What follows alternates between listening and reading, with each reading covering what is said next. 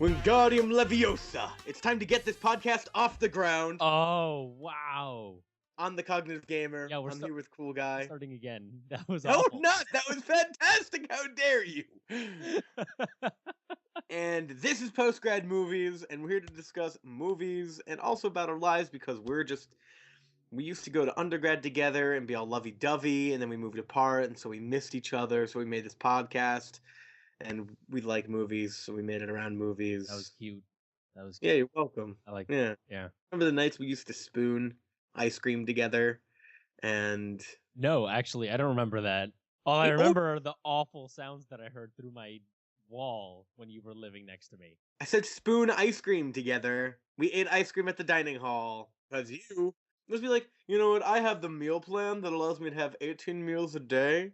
So I'm just going to go in and get ice cream. Because whatever.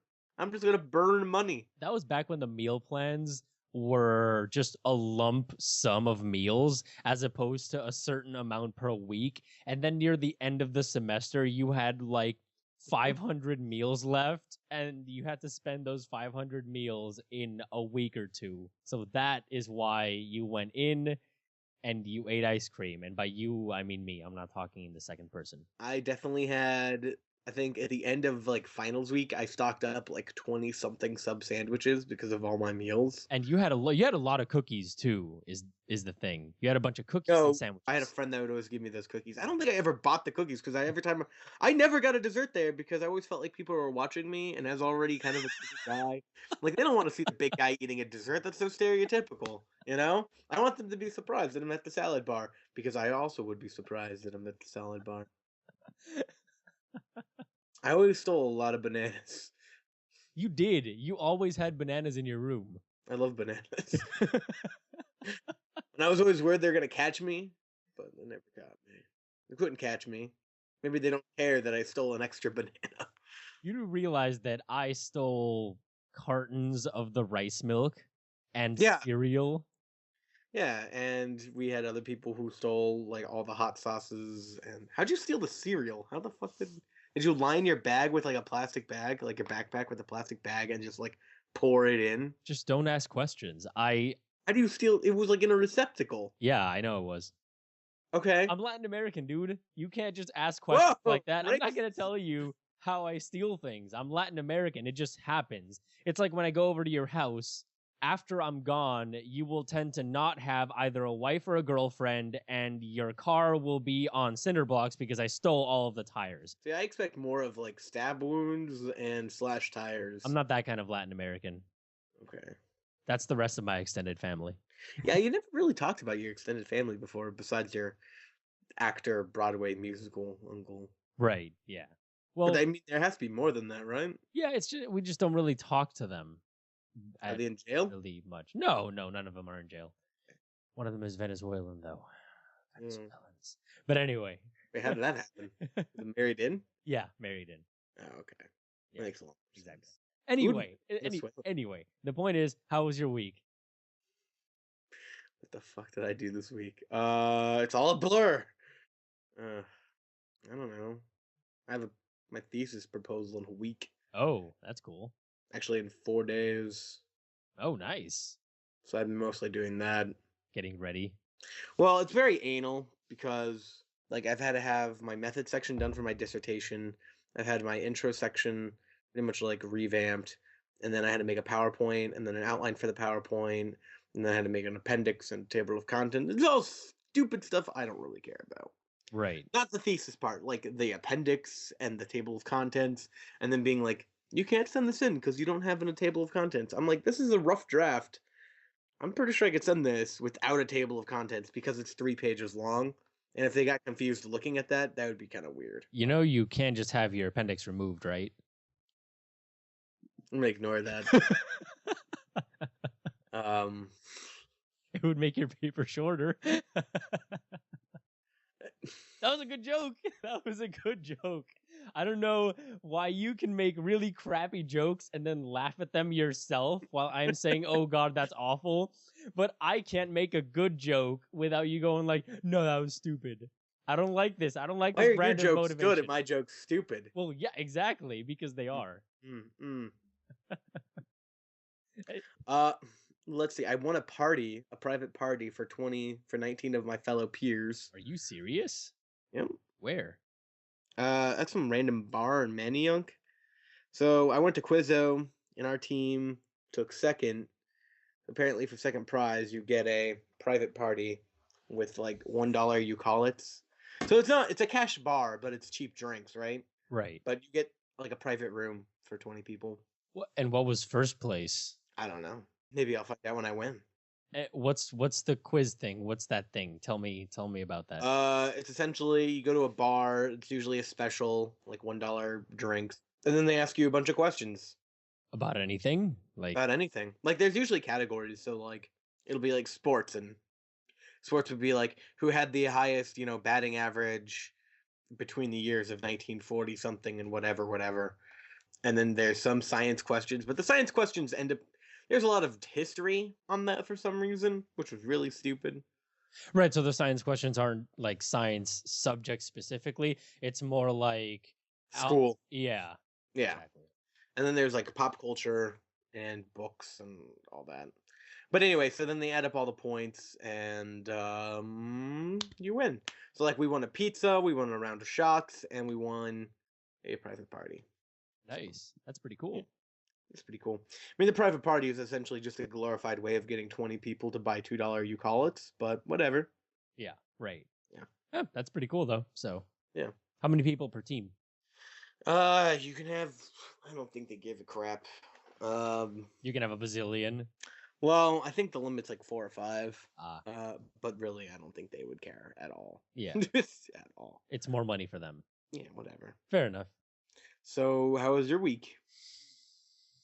Have I got a story for you? All right, hit me, caveman. I'm pretty sure that everybody knows the fact that, or at least if you listen to the podcast, you know the fact that our podcast last week was up a little bit later than usual. And that's because we had a lot of trouble with what we were doing. We had audio technical issues. My internet went out, and I walked out of the house where I was in, and I looked around, and the cable that was connecting the internet to the house was on the ground, as in it was hanging from the pole right next to my house, and it came towards the house, and then it linked up to the internet, and that was on the ground. So we had to relocate, or at least I had to relocate, and that happened while we were recording the podcast, and the internet just went completely out. Basically, after that, we had to wait an entire week almost for the technical specialist person to come and fix the problem. So he comes over, fixes it, and he realizes that the cable was already messed up and it was lacking in connection or whatever. So he gets us a stronger cable, a really big cable. We put up a new bar thing. This is yesterday. Like a pole? Yeah, we put a new pole that goes really high up off of our roof, okay? So it's roof height, like 10 feet, and then higher than that. So add like 6 or 7 more feet to that. And then that links up to the telephone pole. And we were like, okay, we have internet, woohoo. I wake up today, I go to check the internet, and the internet isn't working. I walk outside, and the cable is broken again. It's on the ground again because somehow a truck or something passed by and ripped the cable right off of our roof. Okay? The second goddamn time in a row on a podcast day. On the podcast day. It is just the worst. And as soon as I saw the actual thingy on my computer that said that the internet wasn't connected, I was like, no. I stood up and I started walking towards the door, and the whole time I was like, no. And I open the door, I look up, and the bar is bent almost at 90 degrees. And I'm like, no. And I look down, and the cable is all over the ground, and I'm like, no. And then to add insult to injury, I look over, and the tree that's directly in front of me, like 25 or 30 feet in front of me, has the rest of the cable like all bunched up and hung on the tree. Like the person that knocked it down saw what they did, and they were like, oh, better put that in the tree, and then just booked it out of there. How do you run into a wire that's 20 feet in the air? I don't even, right? Right? I don't even know. I Are you don't sure even know. there aren't like Transformers, like giant robots that are just running around? Freedom is the right of all sentient beings. And the internet is gone. Yeah. That's how it works. No. No. Somebody just, screwing with you? I don't even know, okay? 21st century hate crimes. Dude. Take out the internet. Dude, my father, his job is to make signs. So his job is to make signs that can like withstand hurricanes, okay? And he used one of the pieces of aluminum that was meant to hold one of the big signs to hang the wire. That's what he used. And that thing was bent. And when I say bent, I mean it was like drilled into the side of the house and it went straight up originally. And then when I walked outside and saw it, it was bent 90 degrees, as in it went up and then went just straight to the side. It was awful.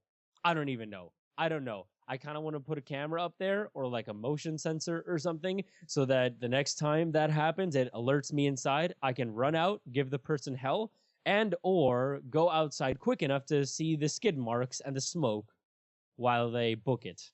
And the machete. And the machete, exactly. Yeah. I think a camera would be pretty great. Oh yeah. GoPro. Yeah, definitely.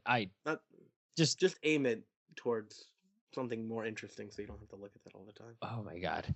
But yeah, anyway, apart from all those mishaps, I also filmed a music video this weekend, so that was pretty cool. It was just the shots of the band, not exactly the shots of the story of the music video, but yeah. Was it good music? Yeah. I mean, I liked it. What kind of music? Pop rock.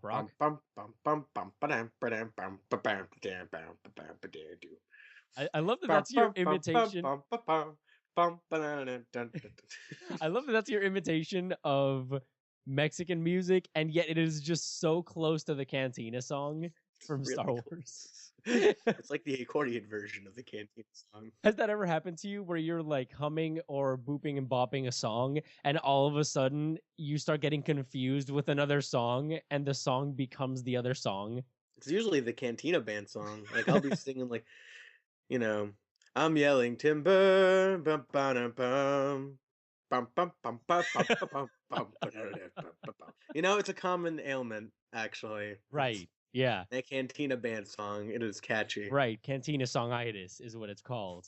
Yeah. In scientific circles. Trust us, we're scientists. Or at least I am. He's a psychologist. But so you recorded any so did you get a lot of dynamic shots of the drummer from like head, it's like above the drummer, slightly at an angle, and then you see him just hit the cymbal a lot? A lot of those shots? No. Did you get a lot of the shots where you kind of like head on, but then you zoom in kind of like on a dolly towards the lead singer, and then it kind of like swoops in, you know what I'm saying? Yeah, I know what you're saying. Swooping shots. No, I didn't get a lot of them. Did you get a lot of shots of people's feet, of like the band's feet, and they're kind of like moving a little bit, and they're kind of like, but then there's like a guitar wire next to the foot, so you know that they're in a band? Did you get a lot of those shots? Actually, I tried to not get many shots that you would expect, I suppose. So you didn't film a music video. So no, I did film a music video. It's just that I didn't want it to be like a normal music video. I guess I wanted some more interesting shots. How many like shots did you get when you start at one end of the band, like on the side, but then you kind of like swoop around to the other side, kind of like in a 180 type of scenario, but like circular? You know 0. what I'm saying? How many shots did you get? Yeah, it was good. It was fun. I had fun. Was it in the forest? It was good. No, it wasn't in the forest. It was on top of a building, so rooftop style. It was cliche to begin with. You should have been stuck with the cliche. Why? That on top of a building is the most cliche music video location ever. Well, of course it is, but that's what the artist wanted, so that is what the artist gets. It's fine. I can sacrifice one cliche if I can try and eliminate most of the other ones. is my They're point. gonna come back to you and they're gonna be like, "So where are the shots of like my foot with next to a guitar So people know wire?" they were in a band. Yeah, but they know like I have cool shoes at the same time, you know? Where are the really close shots of where our Converse meet our skinny jeans? This is a good shot. Where are the close-ups of the random patches on my jean jacket I have?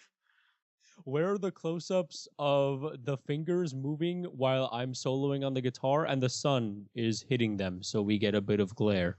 Where's the close-up shot of the bass drum getting hit multiple times? And you kind of see the vibration, you know? Where is the slow motion shot of the drumstick hitting the cymbal and you can see the ripple move across it? That is actually a good shot, though. Where's the shot of my face as I'm singing? But then on the sides of my face, you can see the band playing still, so they don't feel like it's a one-man show. Actually, I had a shot like that where you could see the singer on the far left of the frame, and then almost in the middle of the frame, you saw the other band members slightly out of focus. But then what was really cool was that I added another layer of depth because there was a section of pipe that was sticking up in the roof. And right behind that, it was even more foggy. And because the other band member was moving back and forth, it gave a really strange, really cool depth of field effect. So that was cool. Are you editing this as well or no? Yeah. I'm doing the production of the whole thing. That sounds. Did you slowly make it into focus on the pipe? Like it started out of focus on the band members and then in focus on the pipe and then back out again? No. Was it Christian rock music? Because that's a Christian rock music video shot that you just described. No, it isn't. Was it in Spanish? Yes. Spanish. Does it sound like? Yes, actually, that band got hired to do the score for Star Wars Episode 7. So Fantastic! Whoa, that's big news. You'd think the entire score of the new Star Wars movie consists of just one song. Anyway, the point is, it was cool and it was fun. But the most important thing is that I went to see The Muppets Most Wanted, but I have a fun That was story. a terrible segue. I have a no. It's a story from my week. So I texted the Cognitive Gamer because when I went to see The Muppets Most Wanted, it was completely empty. As in, I was the only person that watched that movie. Okay, the only person. So basically, I was sitting in the middle of the theater, and then when they make jokes, I was just eating popcorn, like, ha! You actually got popcorn? Yeah, I did.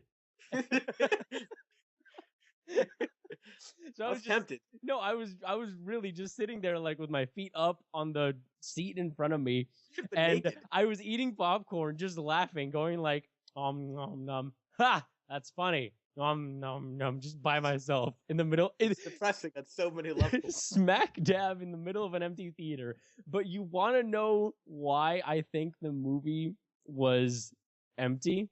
Because it was stupid? No. Because the marketing was terrible? No, because I went to the Spanish showing. Oh! How did that happen?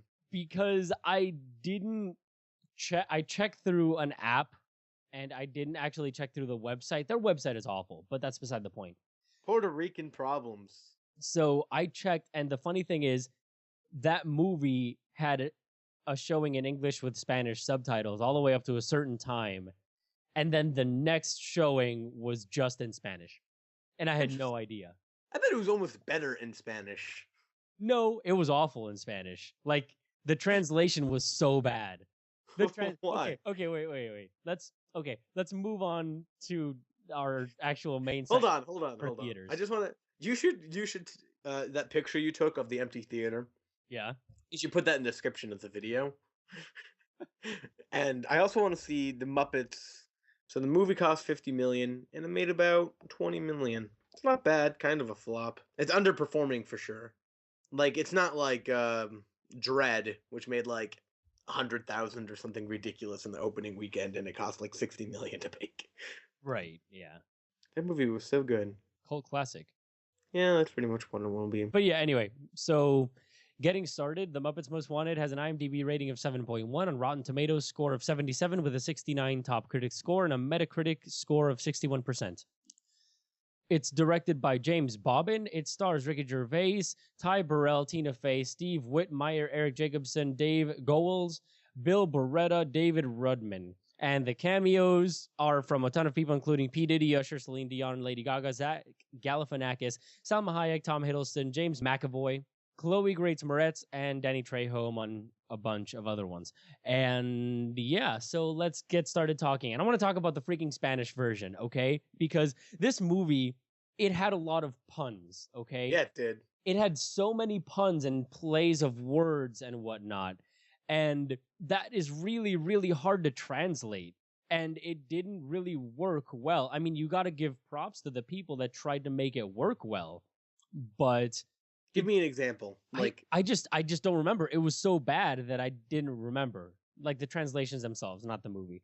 But it was so bad that I just didn't remember the things that happened in it because I was like, oh God, that was really bad. And it was to the point where I had to translate it back to English in my head, then look for synonyms and antonyms for the words and go, oh, so that's what they were going to say.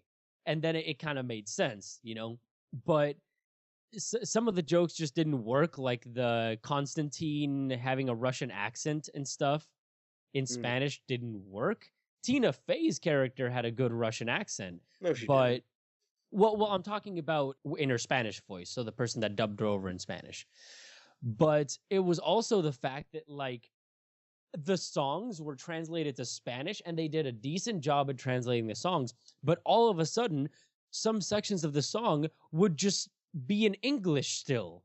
Like, they were singing in Spanish, and then all of a sudden, boom, the song is still in English, or a certain section of the song is still in English. Like, for example, whenever the opera guy that was inside the hot house Josh Groban square thing, yeah, exactly. Yeah.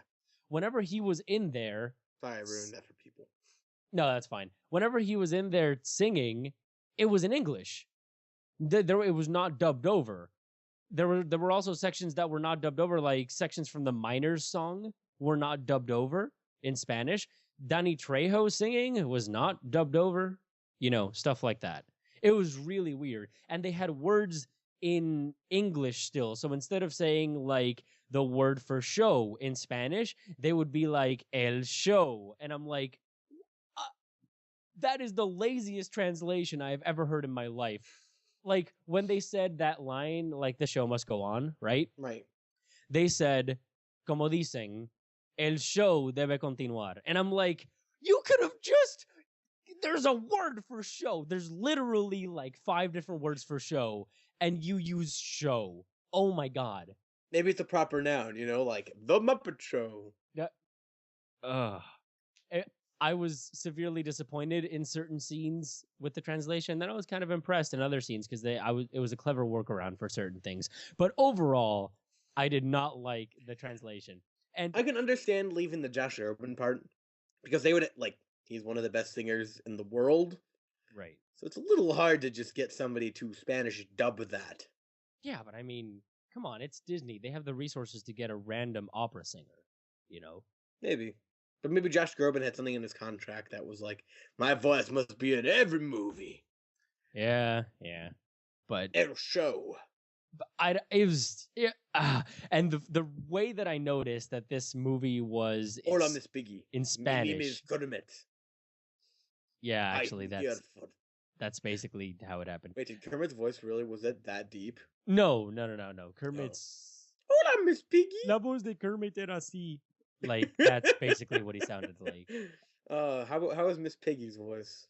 Can you do an impression of that in Spanish? No, it was basically the exact... Okay, so Miss Piggy's voice is probably the best one, because it was basically the exact same Miss Piggy voice, but in Spanish. It was really funny. Hola, Kermit! Tú es muy guapo! You get my bacon to Cesar! Oh my God. Anyway, the way that I found out that this movie was in Spanish is because they started talking in Spanish. Is because they started talking in Spanish in the short in the beginning of the movie. Sometimes even the short was in Spanish. Sometimes the short is in Spanish, but the movie's in English, and sometimes it's in English and the movie's in English. But usually, when it's in Spanish, the movie tends to be in Spanish. But that short was really funny. Okay. Oh, that was probably the best part of the whole experience. That was so great. I was so impressed. honestly. Yeah. Yeah. That would probably translate well into Spanish. It was, oh my god, it was so good. Honey, there is nothing in the closet. And just a fire and the demons everywhere. And then the mother comes out like in a ball of flame, shooting straight through everything in slow motion. That was good. That was good. That short was great. The short was great. I mean, it wasn't as creative, and it didn't like take it to the next level or anything. Like it wasn't a Steamboat Willie or whatever the last one was. Right. Because that one was amazing for technical reasons. You mean the Get a Horse? That one. Get a Horse, yeah. That was amazing for technical reasons. This one was just a nice little. It was pretty funny. It was funny. It was funny. I mean, come on. Did they have an ad for Disney's Planes Fire and Rescue? Not that I saw. No. Oh my god. Is it that looks is it a like movie? Or is it Yeah, that's a movie. Theaters. I think it's hitting theaters. Oh god. Yeah, it's a Planes sequel. It's like coming out this year. It hasn't even been a full year since the last Planes movie. Yeah. On top of that, it's apparently Dusty wants to become like one of those planes that like drop water on fires, you know? Oh. You mean one of those helicopters that drops fire on water? That drops water on fire. That drops fire on water. That'd be a great job. Well, I mean, there's crop dusters that can crop dust. Right, yeah. So Dusty's a crop duster. Right. So they made him that. But it was like watching one of those Christian movies, kind of like Fireproof, or what was the other one that was about the policeman? I don't remember. I don't remember. It was like one of those Christian propaganda movies, but that's what the trailer was. It was country music, and it was like very like save me type of country music. It's planes, man. They're talking planes. Why do they care about a forest fire? They don't need oxygen. They don't have living creatures. Why is there a forest fire, and why do they care? Do they have living creatures? Like, I mean, we haven't squirrels. seen. Yeah, I don't. Animals. And if they are, they're cars. Everything is cars. But maybe there are like little creatures. But I'm getting off the point here to be. Oh, shit, that looks like crap. Yeah, well, I mean, what can you expect? What do you expect? Seriously, Planes was awful. What do you expect from a sequel? But I wasn't expecting that from Disney, I guess. Like, Planes tried to be normal, like, kind of Disney Channel-esque. But this one looks like almost like it's almost appealing to a whole different audience than the normal Planes. And I know kids will love it, and that's who those movies are for little kids who love to see planes talk to one another. Like, little kids love planes and cars. It is crazy how much little kids love those movies. Well, I mean, Cars was a good movie, the first one. The second one, yes, it was. The second one was a good movie from a movie perspective. Like, the effects were great, the story was halfway decent, but it wasn't a good Pixar movie. That's why it got rated so lowly, because it was an enjoyable movie. You could sit through it and be like, this is kind of cool. I mean, it's a whatever action movie, a normal action movie, action adventure, but it has nothing special going on, meaning it's a normal movie, but a really crappy Pixar movie. See, I think the same thing can be said about Muppets Most Wanted. How come? The first Muppets movie was really, really good. Yes. And the second Muppets movie was not. I did not like it at all. Really? You didn't like it? No. I liked it. I thought it was good. Nope. And I watched it in Spanish. I didn't think it was that. It wasn't as good as the first one. No, it wasn't. I thought the songs were terrible. Really? Yeah. So the difference between the first movie and the second movie I noticed was that the first movie, had some Muppets singing, but really most of the human characters were the one doing all the songs. Right, yeah. Well, in this movie, it had the Muppets singing, but the Muppets are supposed to be bad. So it's like, these songs that are bad, I didn't like it. And they weren't as creative, they weren't as funny, I don't know, it just wasn't as good. Like, the first musical number was pretty good. Yeah. Like, we're doing a sequel, that was pretty great, that was pretty funny. But, like, the number 1, number 2 song, that was stupid. Yeah. That was awful. I mean, but that number 1, number 2 song, it was also... a lot of the musical numbers that they had in this one were paralleling the music videos and or movies from certain time periods back in the day. I know. So It just wasn't good. Is that okay? Can I just say I didn't like this movie? It was okay. They had a lot of really great jokes. Like, for example, right in the beginning where it picks up from the ending of the other movie, and then they go like, all right, everyone, and they all start dispersing or whatever. And they go like, oh, good job, everybody, good job. And then they go like, wait, why is this camera still rolling? And all of a sudden they go, oh, it's great because now that we have all of our fans, and they turn around and there's no one behind them, and like a tumbleweed passes in front. That joke. Yeah, so the first 5 minutes are pretty good, and then it just went to No. Yeah, I'm gonna start talking about the moments that made me laugh. Like, do that thing that I told you about in the beginning, where I was eating popcorn and then I went ha in the middle of the theater. Okay. That is what I'm gonna be telling you about. So, thanks for the table of contents. So I really enjoyed when not Kermit, it was Constantine, when he was the suave kind of like dude with the fan or whatever. Yeah, that was pretty good. And then all of a sudden it's like a shot of him. Even better. Yeah. In Spanish, he turned like telenovela style Spanish. It was really funny. Great. His voice changed. It was a different person singing too. Oh, really? Yeah. And so all of a sudden he was like, Yo soy Constantine. And then all of a sudden he starts singing and he's like, Mi amor. And I'm like, oh my God.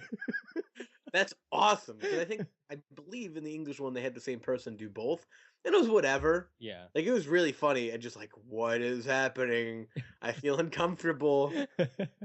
Yeah. But it was great because I loved when he was all of a sudden like sort of backing up and he had those silk curtains behind him. And then it cuts to someone else with the fan.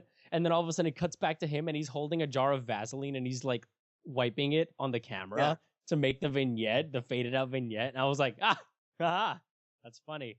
Because in video you make a vignette. I mean, it was just funny to me. I don't know. That was one of the funnier parts of that whole movie. Was that music part. Like, I can give you anything. Ice cream. I really enjoyed when Tina Fey was saying goodnight to everyone. She was like, good night, scary face person or whatever, like to everyone, straight down, just a bunch of really weird names. And then all of a sudden, Danny Trejo says, good night. And she goes like, good night, Danny Trejo. And you're like, wait, what? Yeah, that was pretty funny. Like, see, like, you're naming the best parts of this movie. Like, I don't think it's worth going to see in theaters, and obviously a lot of people also agree with that, as that movie hasn't been doing so hot at theaters. So, but I don't know. I enjoyed it. I don't know if it's worth going to see in theaters, but I definitely think it's a movie that's pretty, it's a pretty funny movie. It's not as good and as crazy as its original. Like, you're not going to have Jason Segel walk in and go, here's some flowers. And then he goes like, oh, I'm sorry that they're bent. I mean, they got bent because of the musical number that I just did outside. But I mean, here you go. That's not going to happen. It's like they took away the self-aware rightness of the first movie, and they try to integrate it in a couple parts, obviously with the fan and everything, but it just wasn't. It was missing that Jason Segel finesse, right? Yeah, which I think was necessary because I mean it's half of the same writers. Yeah, except for it's just not except for Jason which Segel, is Segel. It is Segel, but I like it's Seagal because of the action guy. Anyway, he probably doesn't like that. He's probably sitting at his computer right now and be like, those bastards. I'm glad that he listens to our podcast. Me too. He's one of the 4 people that do. Yes. Score. There's a chance of that like somebody famous listens to us. That is the weirdest thing. Right. But yeah, I mean, I can totally understand what you were talking about, the whole missing the Jason Segel thing. Well, because I mean, it was my honestly... one sentence review. Okay. Here it is. Go for it. If you're a really big Muppets fan, you're going to really like this movie. If you thought the Muppets movie was good, but the Muppets are whatever, you're not going to really like this movie. Right. Yeah. Like, the Muppets have always been inconsistent with every single one of their films. Like, the first Muppets movie, great. Muppets, like, Go to Paris, I think it was. It was whatever. Muppets Treasure Island, amazing. Great. Muppets from Space, terrible. Like, so... Yeah. Well, I mean, I don't think that this movie is bad. I don't. I think it's a good movie. But It's a whatever movie. It's definitely not to the caliber of the first one. And I mean, like you were saying, it's totally missing that self-aware. I don't know it's necessarily missing the self-aware. I just think that it really sort of only showed the self-aware in certain parts. So you kind of forgot that they were making a movie, you know? Because in the beginning they were like, "Hey, why is this camera still rolling?" But right. and then in the end you had the fan, and then a little bit later you had them screaming inside when they found out that Constantine was Constantine, and you got a shot from the outside of all the extras. But it was, I don't know. It was, there were certain parts where it knew that it was self-aware, but then it kind of just forgot about it along the way. Yeah. I don't know. It kind of dragged on for a short movie for me. Like, I couldn't really tell you what that last half was about. Like, I sort of remember it, but I don't remember anything notable or funny besides Zach Galifianakis being a hobo. That was pretty great. Right. But other than that, like, what happened? Also, that last musical number was terrible. Yeah, well. Just awful. Yeah, it was, I think what you're going for is that it was missing the charm of the first movie. Because the first movie really was charming. And it didn't reach the really crazy self-aware extremes that the first movie went to. And nostalgia and right. like what the first movie really hammered on was that the Muppets are about people and then these crazy Muppet things around the people. While Muppets Most Wanted tried to direct it back towards just the Muppets, and I didn't think it worked out so hot. Yeah. Because the Muppets themselves are whatever. But like, look at Muppet Treasure Island. It's about the kid, and then like a bunch of human casts with these crazy Muppets that have like one-offs essentially for a bunch of jokes. Right. And that's great, and that works out perfect. Muppets Go to Space. It's all about the Muppets, and it sucks. Yeah. I mean, yeah. I really enjoy the Muppets or whatnot, but the Celine Dion song. Sorry. Yeah. That was amazing. It was really funny because it was exactly like the whatever. But anyway, did you know, I had no idea, one of my first words ever as a little kid, like when I was learning to speak, one of my first words was gonzo. And Muppetto. No, it was gonzo. Gonzondo. Because I thought gonzo was really funny. And El Gonzo. And no, the funny thing is, I had no idea because whenever I watched the Muppets, they always called him gonzo, even in Spanish.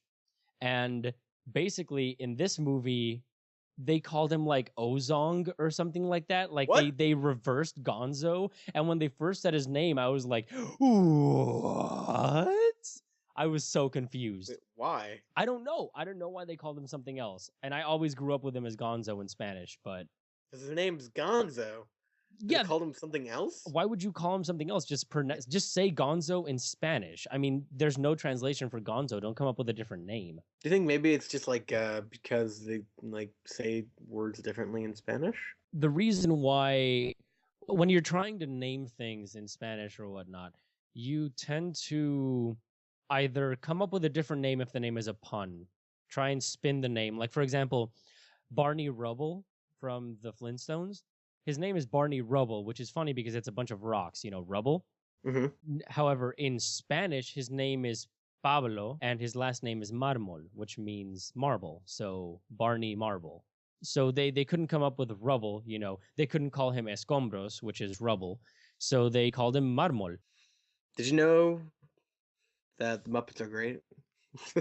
Yes, I did. But yeah, anyway, what do you think about the movie overall? Is it a 77, 69, 77.1, 61? Probably closer to 60. Really? High 50s. Really? 60s. So you would give it a rotten on Rotten Tomatoes? Yeah. Really? Yeah. I don't think so. I think I would agree with like a 70, 75 or so. I mean, you also liked movie 43, so I mean, I did not like movie 43. Yes, I just thought that it did not deserve the flack that it got because it knew that it was a really terrible movie. So you liked it? No, that is not what it means at all. Anyway, we're moving on. We're moving on to our Netflix movie spotlight. Totally not sponsored by Netflix. Yeah. Netflix. Ooh, they should make Netflix where you can like lick things. I'm gonna stop you right here, and we're gonna keep going. That actually would be a really good like porn domain name. I'm gonna look it up. Hold on. Netlix with an X.com. Coming soon. Oh man. God damn it. Anyway, go to Netlix.com.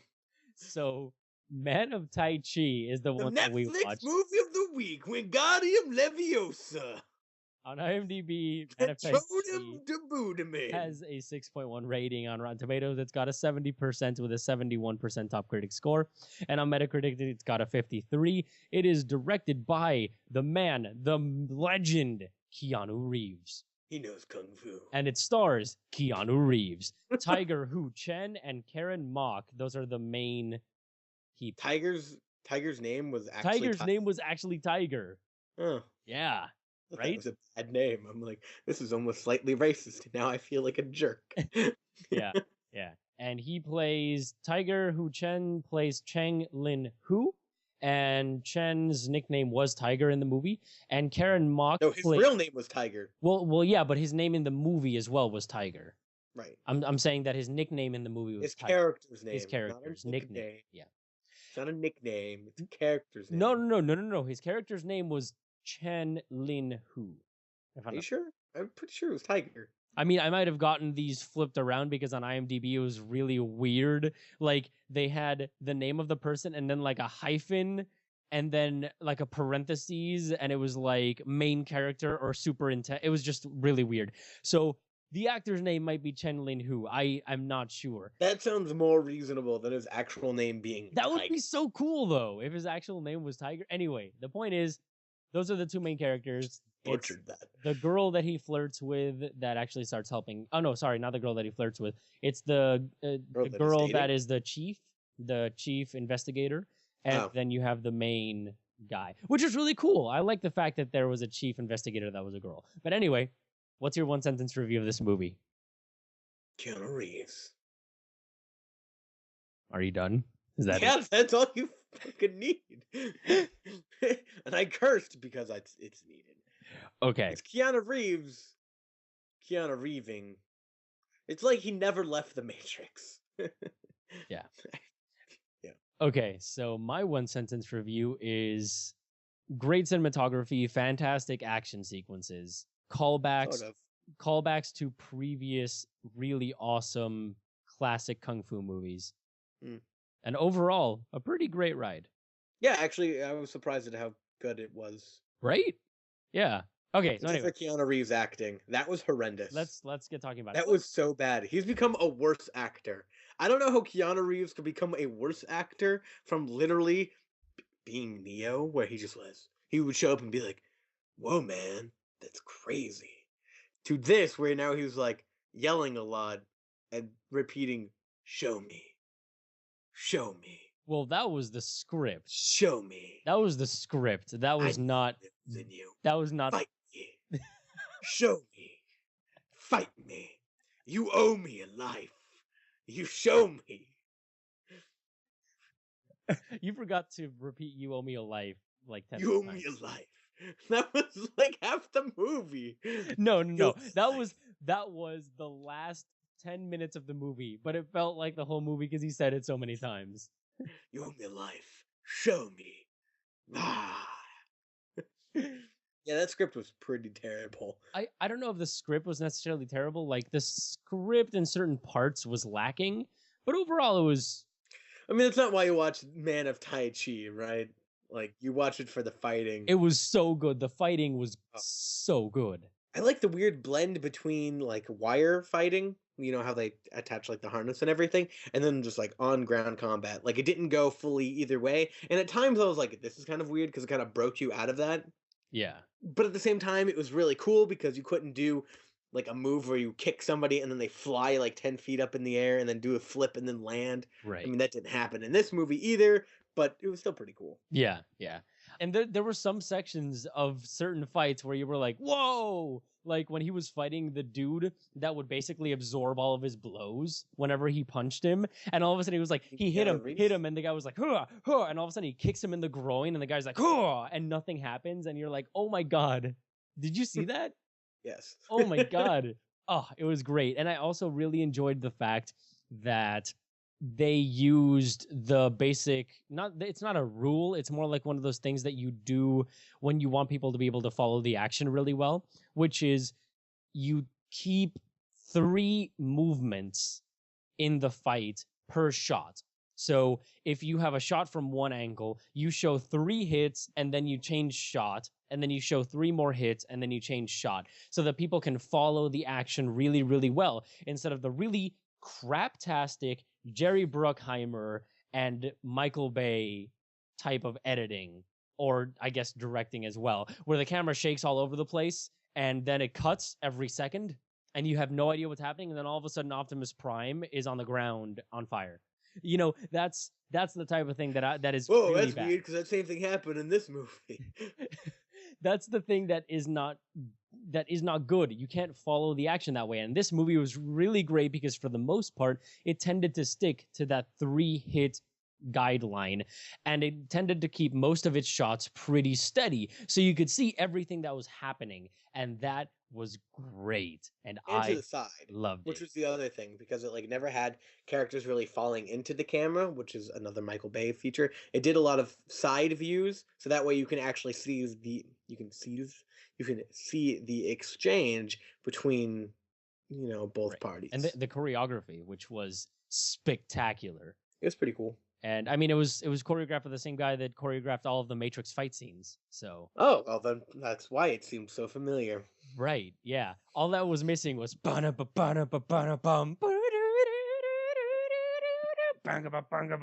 And the bullets, of course. right, So right. yeah. But yeah, and to start from, I guess, considering the fact that I have not gone into like technical details of filmmaking in a long time, I really want to go into at least one technical aspect of filmmaking for this movie in specific, which is the It was in fact. Chinese. No, it's the fact that it was filmed in really, really wide angles, like wide lenses. I was gonna And tell you that. did you notice that like the edges slightly curved a little bit? Yep. Yeah, that is because it was such a wide lens. I don't know if they filmed it with a fisheye lens and then corrected for that afterwards by unbending the frame. I'm not sure if that's what they did, but I know for a fact that they filmed an anamorphic, which is why when you had a depth of field focus thing, like when the Man of Tai Chi, Tiger, was outside of the temple and you had his master all the way inside, and there was a pull focus from him to the master. That's why when there was that pull focus, his shape, instead of just becoming foggy and then you seeing in the background the master, his shape got foggy, but it like stretched a little bit. Right. And then you saw that the shape in the back kind of contracted into focus. That is a hallmark of anamorphic, because in anamorphic, you end up getting a really stretched out image, really, really big. And then in post-processing, you squeeze it and compress it into the frame that you need. And usually that results in a really crazy aspect ratio, like 2.35 to 1, which is why it was so widescreen, this movie, at the very least. So it was really cool that they filmed in pretty much strictly anamorphic and with such wide lenses, because whenever they were panning, it was almost like, I don't know, like if you were looking at such a large amount of the surroundings that it was crazy. But I mean, they had to do that, and I think that was something. That was the other point I was going to say. Yeah, they have a lot of side views, but it showed you the entire battlefield usually. So if you saw 2 people running at each other, it didn't do the thing where you like cut from person to person. You saw them literally run at each other. Yeah. Yeah, I think it worked very well. I think for this type of movie, it worked well. What did you think of the story? The story itself, I thought the story was really cool. The It was idea, unique. yeah, Yeah. the idea of like a Tai Chi person starting to fight, and then obviously having that completely unexpected mysticism in the end, where the Tai You mean where they can like hit each other without hitting each other? no, where the Tai no, that's a chi attack. So Yes, I he know. yeah, so he just transferred. They Kamehameha'd. He basically just shot chi out, and what happens is he affected his solar plexus, which I'm not gonna get into that. Anyway, Wait, so his chi broke his body. no. See, what happens is when you get certain sections of your body the flow of chi, it goes through your chakras, and basically when you get one of those chakras blocked, the flow of chi does not work very well, and you get sick, or you are not able to reach your full capacity, or blah blah blah, a bunch of other stuff. Obviously, I'm oversimplifying the tradition and culture, and beliefs. But the point is that what happened is he hit him in his solar plexus and possibly, I would say, around his heart. And what that caused is basically physical pain and at the same time heartbreak. And it manifested itself in basically him vomiting because he couldn't take the pain in his chest, and in his stomach and stuff like that. Well, that I'm talking about when he hit Tiger. Oh, okay. Yeah. But yeah, you can definitely kill someone according to these beliefs just straight with chi. If you block someone's chakra enough, you can it's basically like getting a fracture in your spine. Well, I mean, at the end, Keanu Reeves went mad, it looked like, right? For a split second. So obviously something was going on. Oh, yeah, definitely. But I think Keanu Reeves actually does kind of believe this type of thing. Did you just read his AMA? That was like, yo, man, everybody's chill.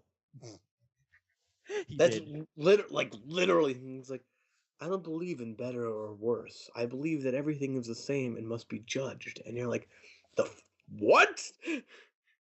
Everything's kind of like grass. It covers and we must step on it. And then nature will take over. And you're like, what the fuck? Yeah. Keanu Reeves, I never thought that would come from you, I guess. I think that's what it's surprising about. Like, if you believe that, that's awesome. That's cool. But I just wasn't expecting that from Keanu Reeves, I guess. But at the same time, it was awesome. Yeah. That was really cool. And I really liked the battle between the master and the student. Oh, that was great. It was like he was able to like move chi around to block attacks. So like when he's getting hit in the back, he was like, but obviously it was weird because the movie did not explain this to you and it didn't get wrapped up into it, which was great. Yep. Because it was just like all the old kung fu movies where it's just like, you're just supposed to assume they have magic powers. Right? Exactly. Yeah. No, but I completely agree. I thought it was so cool how like it wasn't strength, which is what the guy was trying to tell you from the beginning. It's not strength, it's chi. That's the point of Tai Chi.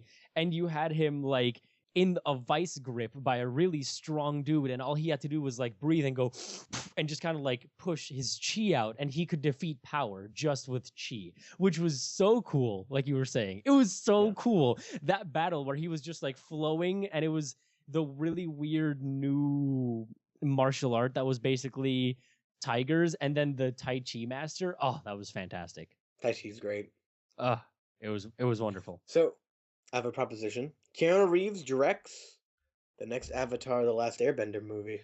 That would be fantastic. That is such a great... I didn't even think about that. And I don't know what you're talking about the next one, because there was never a first one. So. There's not... So I mean... Also, there's no plans to even make another one. But I feel like if they were going to, you can get Keanu Reeves for pretty cheap to direct, I imagine. He works well with people from different places around the world. Obviously, the whole cast was Chinese. And it was filmed in China. Yeah, and there were subtitles up the butt. I was surprised at that one too. Yeah. That was really refreshing. It was such a refreshing movie. That's how I can describe it. It was such a refreshing movie. It had a female main cop person. It had a Asian lead, and it had a white bad person. I mean, it was great. It was great. I mean, it was Keanu Reeves, so. Yeah, but still. Yo, man, he doesn't see color or sex. Everybody's one with nature. It was great. Though, those car flipping special effects. Oh, they're so bad! But I think that was more of a budget reason than, like, anything else. But holy shit, it just went on way too long, and it looked like sci-fi quality of special effects. I was like, is Mosquito Man gonna pop up and kill her now? I mean, is the raging beast gonna attack her? Is there's a Sharknado on the Bear horizon. Zombie going to eat her face? It was a real sci-fi movie? No. Okay. But yeah, oh my god, those special effects. But yeah, no, it was a great movie, and I really enjoyed it. I think I enjoyed it more than I thought I was gonna enjoy it, you know? I watched it last night at midnight, and I enjoyed it. Yeah, no, it was great. And then again, you watch it because it's like classic kung fu fight scenes. There's just something so awesome about that. Yeah. Ah, so They awesome. need to make a raid too. Oh wait, they did. Yeah. I know. Oh my god. And actually that's the perfect segue into new to DVD Blu-ray in theaters. But first, do you agree that it is at a 70 or a 71%, Yeah. a 6.1 on IMDb, a 53 on Metacritic? No. So you'd say like 70, so you'd put it at the same area. I have a soft spot for these type of movies. Right. Which, I mean, when you put a number to something, it's highly subjective, Right. right? I mean, some of the shots were pretty fucked up. You have to admit, some of the directing was a little Sometimes. but some of the directing was also pretty yeah. So And also the cinematography and the symbolism and the metaphor inherent, with good and bad, white, black, tai chi, yin yang. Right. It was great. And that was Right. that okay. Before we say anything, that final section where like it was a white dot and then everything was black and it just shifted into a white background and a black dot, that was really cool. Yeah. Sorry, I just remembered it right now. So It's just like it was everything that you loved about 70s kung fu movies. it was with basically a new kind of fresh original idea, Right. and it was cool. Amazing. It was really fun. If you approach it to like this movie is There Will Be Blood with Daniel Day-Lewis, well, of course not. Like, this movie is not trying to be that. I'm not saying this movie will ever be that. It's not some kind of like powerhouse of directing or acting, but it was just so entertaining and it accomplishes what it set out to do, which I think is very important for when you're trying to assign a number to something, because that's highly subjective. But I believe the end goal of what it's trying to do and accomplish is what you should base its score off of. Again, I'm very much in the school of Ebert, so I give it a 70. If I have a body and my fist reaches all the way to your body, I will punch your body. How did that part turn out last week? It turned out well. Okay. If I have chi and it reaches all the way over to your chi, I will drink your chi. Tai Chi. Tai Chi. No, you have to wait. You have to actually be like Tai Chi and just spit all over the place. And drool and drainage. Drainage. Oh, all right. I don't think it deserves a 70%. I would put it more at a 75 to 80% because I do Wow. think that it was a good movie. I don't know if I'm that good. Jesus Christ. Whoa. Whoa. But yeah. What's new on Blu-ray, DVD? All right. Numbers? So new on DVD and Octopus. Blu-ray, we have The Wolf of Wall Street, Odd Thomas, Walking with Dinosaurs in 3D, The Great Beauty, Delivery Man, Geography Club, Welcome to the Jungle, The Punk Singer, Girl on a Bicycle, Let the Fire Burn, Crave, The Appearing, and The Truth About Emmanuel. A lot of movies that I have no idea who they are or what they are. So Wolf of Wall Street came out. That's cool. And The Great Beauty, which was the foreign film winner for best foreign film, not best picture. Best picture short foreign film language pictures English.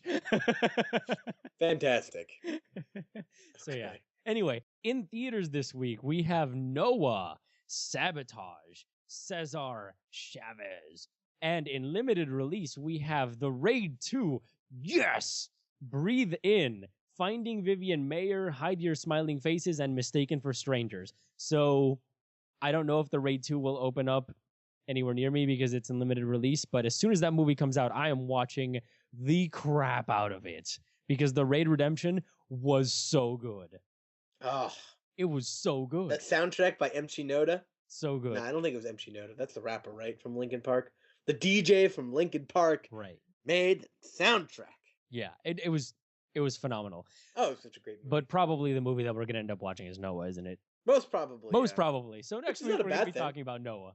Probably. It's gonna go back to our pretentious podcast. We're like, yes, cinematographer, yes, director, yes, everybody else sucks. Get away. So, Right. The usual podcast that we have. the But usual. the usual, yeah, yeah. The huge, as I like to call it. Right. Okay, so anyway, after that, it's all good. We got some great movies coming out. If you have the Raid 2 anywhere near you, watch the Raid Redemption on Netflix because I'm pretty sure it's there.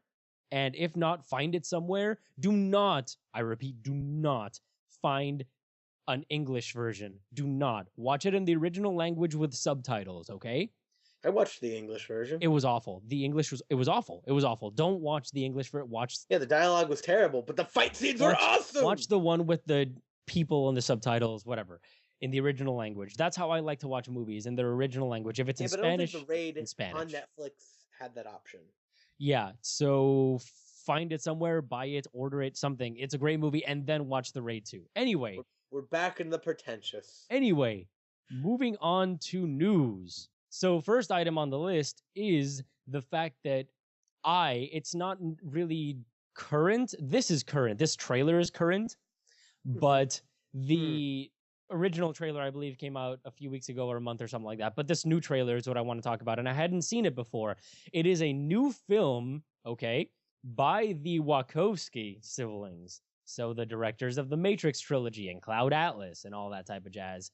It is called Jupiter Ascending, and I want you to watch the trailer. So, what did you think? Meh. Really? Mila Kunis. No. And did you notice who the other person is? The male? Yeah. He looks familiar. What was he in? Channing Tatum. That was Channing Tatum. Okay. Yeah, I didn't. It was the same thing for me. I was like, that person looks so familiar, and I couldn't place him until I actually thought about it. He had facial hair. That's why. Yeah. I mean, a little bit. It was just that it was weird on his face. But this movie's probably gonna have a pretty good first movie, and then the next two are gonna be pretty terrible. No. The Matrix trilogy is great overall. The two movies get a bad rap when they shouldn't. They're great. They're okay. They're great. But anyway. The second one was awful. How dare you? No.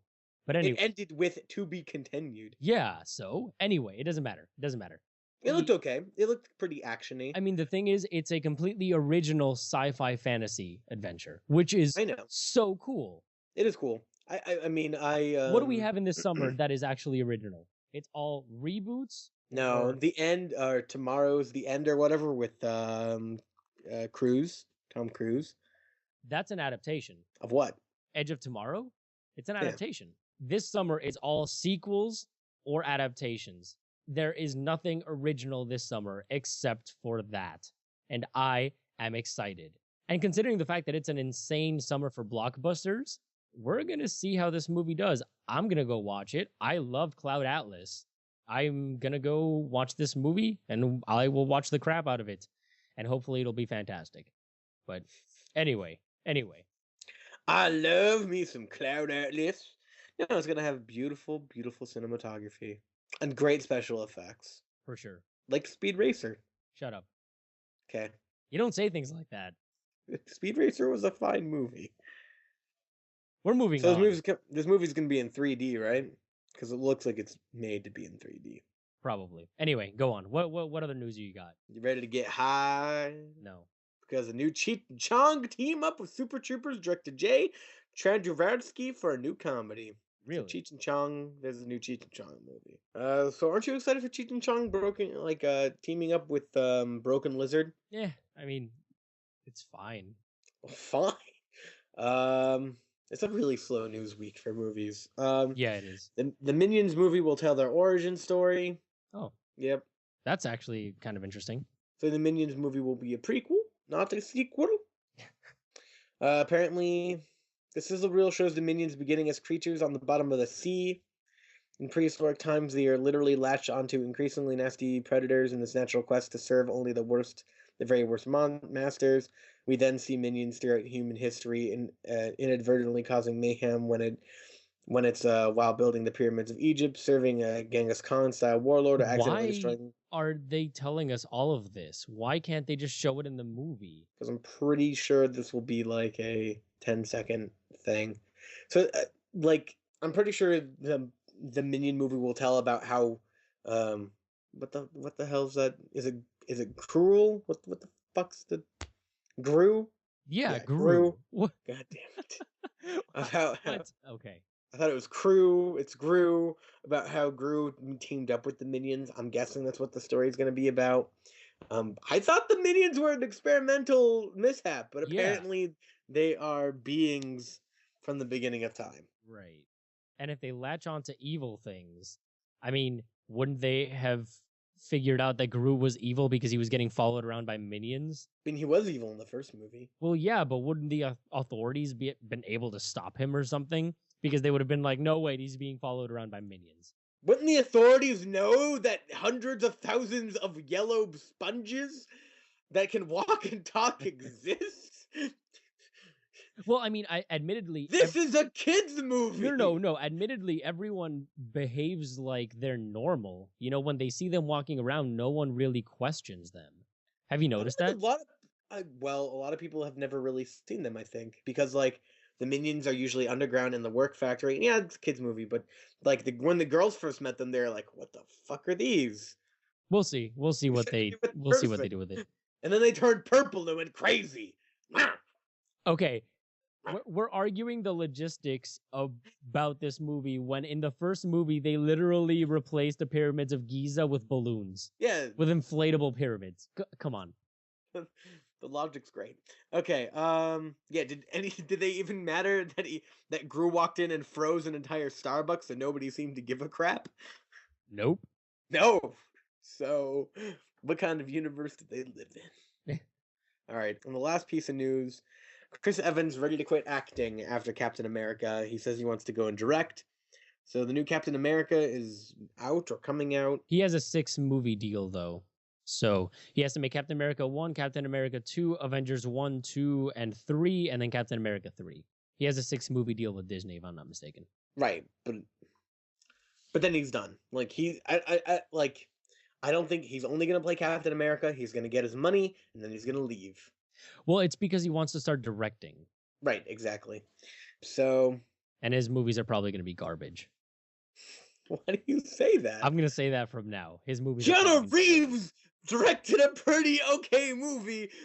There is no logic in the world we live in today. No. Keanu Reeves directed a great movie, and he directed a great movie because he had a lot of influence from classic kung fu movies. I'm pretty sure that The Matrix. The Matrix. I'm pretty sure that Chris Evans is going to come over here and bro it up and just direct really craptastic action movies. Evans had already started on his debut feature as a director, a $3 million love story, tentatively titled 130 Train. So no, he's not broing it up. He's making a rom-com. Yeah, he's broing it up. Jesus. How do you get laid? You make a rom-com. Okay, it may not be a rom-com. It could be a love drama. You don't know. You don't know. How do you get laid? You make don't a love movie. know. Okay, no, we're betting right now. Okay, all right. When his first movie comes out, I am willing to bet that his movie will not be rated above a 70% on Rotten Tomatoes. It's on. It's on? It's going to get 70 to 80. No. I have 70 and above. Well, no. I'm saying that it will not be rated above a 70. So 69 and below. Okay? Yep. I know. And I have 70 and above. 70 and above. Okay. What do we win? Another pack of Yu-Gi-Oh cards? Whatever, man. Whatever. We order a pizza for the other person or something. Right. Okay. Yeah. All right. Okay. All right. It's a pizza bet. Okay. Cool. All right. There's a couple more pieces of news here. All right. One of it is that The Last of Us may be coming out on the PlayStation 4. Really?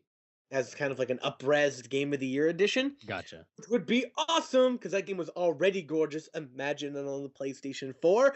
Oh my god! Another piece of news that's totally sort of not really related to movies is that Facebook buys Oculus. Right. The Facebook Oculus purchase. Because now we're going to want to watch and be immersed in all of our movies while at the same time getting ads. Well, I mean, I think there's some interesting things you can do with the Oculus. I mean, they already made a theater sitting program where you feel like you're sitting in a movie theater to watch a movie, which is a little weird to begin with, but you know, I think it could be good for Facebook because one, money, because apparently Facebook has tons of money because they keep buying up all these random ass companies. Right. And then I think, they do have the social aspect down. I Yeah, mean, and as but see much the as you wouldn't like to admit it, like they can do social and push crap, and they will put this in hands of people. While Oculus Rift beforehand was kind of this like a niche, cool thing that video gamers were like, this is totally awesome, but it's not. It was never practical or anything else. Facebook can change that. well, they might make it cost less and make it be more practical, but the thing is they lost a core audience that they were going to have originally. Yes, they might make more money, but they're going to make a substantially crappier product now because You don't know that. You don't know that. It's the same people working on the Oculus. it's the same people under the control of Facebook. I think the only right. I think the only thing that's changed so far is that Notch, the Minecraft guy, was like, "Yeah, I'm not making this for Oculus anymore. Facebook creeps me out." But whatever. Notch has always been kind of weird Yeah, about that yes. anyway. But really, this core audience is totally going to change their minds if it came out and does exactly what it promises, which is make an awesome 3D VR machine. Yeah, but see, And then I this core audience really isn't going to remember that it's Facebook. They're going to remember that they're playing a freaking amazing game in VR. Like, I just hate signing in with Facebook to everything that I do. It is bull crap. I hate all the social integration. It's crap. I just that's want to be able to play a game or watch a movie and not have to sign in with crap. video games and movies are definitely going that direction no matter what. I mean, Blu-rays now, you put them in and they're like, we have to connect to the internet, and then it's like, we're connecting with your Disney Now account. Like, that's all it is. Like, even to watch a movie, you have to do that sometimes. If it's a Blu-ray and you have the setup and everything, and you have the settings accordingly, Video games are all like that too. I mean, if you look at Ubisoft, to play Assassin's Creed, you have to put in the game, and then it signs you into Uplay, which is like Ubisoft Facebook/Steam. And I'm playing it on a PlayStation 4. I just don't like it. This is the way it's going. I know it's the way it's going. I just don't like I'm gonna social keep yelling integration. at you. I don't like social integration. I mean at least integration with Facebook. I hate it. I hate sign in with Facebook, Why? sign in with Twitter. I hate that It kind of makes it crap. so convenient. All your information is already exposed, so you may as well just spread it around like some kind of weird disease. No. Screw that. Screw that. I think it's fine. I think it'll lead to like this is an opportunity for other people to get into gaming, and not only gaming but almost niche gaming. At the same time, this also can be just Facebook trying to be kind of more like I heard somebody say it was trying them to be more like Google. I think that was from Revision 3 that they stated that, and that kind of makes sense as well. They're buying up a completely different thing to see if that succeeds or not. They're trying to become a conglomerate. Good guy. Conglomerate. Thank you. I don't know what's up with me and C's and G's today. Conglomerate, um, a conglomerate by kind of buying these things up. Now, it's weird that the first product would be the Oculus Rift, but at the same time, I think it works. People already demonstrated that they don't really like social integration from the fact that the Facebook phone flopped immensely. There's a Facebook phone? There's a Facebook phone. Yeah, but the Facebook phone didn't add anything new. The Facebook phone added a Facebook button, which also the iPhone has. And? That was stupid. Well, Also, like you can't compete in the phone space right now. Apple's true. dominating. Like I'm surprised. oh, no. Android is dominating. Apple. Yeah, but Android is owned by a bunch of different people, and even still, if you add them all up, it's pretty close to Apple. Apple is the dominant phone. I mean, I have an iPhone. I'm just saying that Android tends to sell more units and the operating system is more prevalent. Yes, I agree. But Apple's winning that space. Like Facebook, I think, chose a market that Apple's not in, which is smart. It's not a field a lot of other people are in, except for Sony. But Sony's also trying to make more of a higher end VR that would only be VR, virtual reality, which they're planning on probably only releasing for the PlayStation console. Right. Yeah, I mean, it's Sony. It's proprietary. I mean, come on. What did you expect out of Sony? It's going to be proprietary, and it's going to cost an exuberant amount of money. Right. I mean, they're saying it might go down in price, but at this point, it's still going to cost 3,000 to 6,000. Or 100. Sorry. 100. Oh, wow. Sorry. I was about to say no one's going to buy that garbage. Yeah. Sorry for that. Not 1,000, 100. 100. Which is still a lot of money. It is, yeah.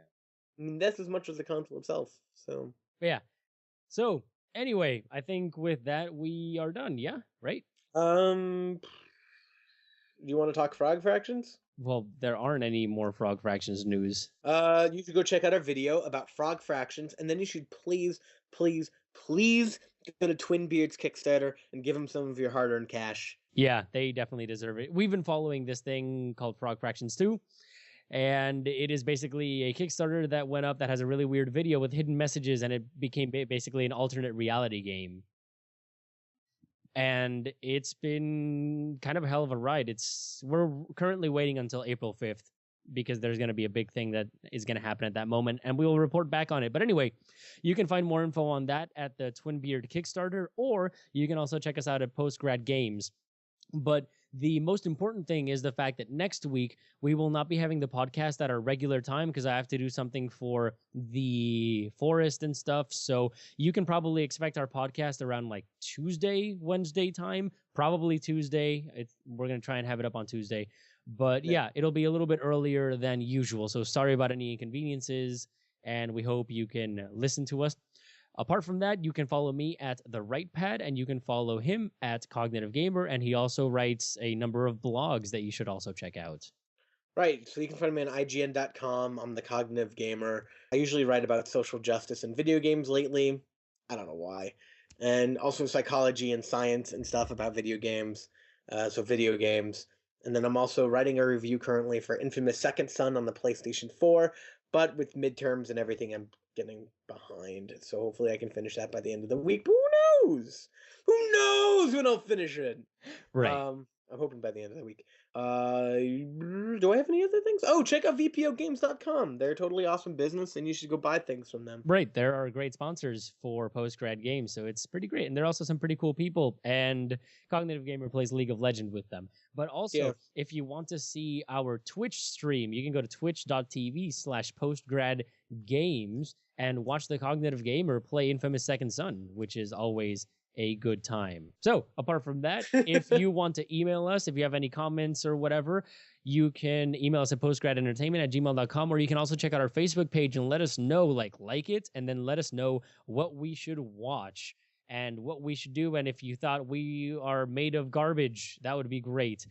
Yeah, that'd be awesome. Yeah, just talk to us. And if you please listen to the end of this kind of stuff, give us a rating on the iTunes store. We would very much appreciate it if you all did that. It would be hella sweet. So anyway, apart from that, thank you all, and we will see you a little bit earlier next week. Arigato, Mr. Roboto.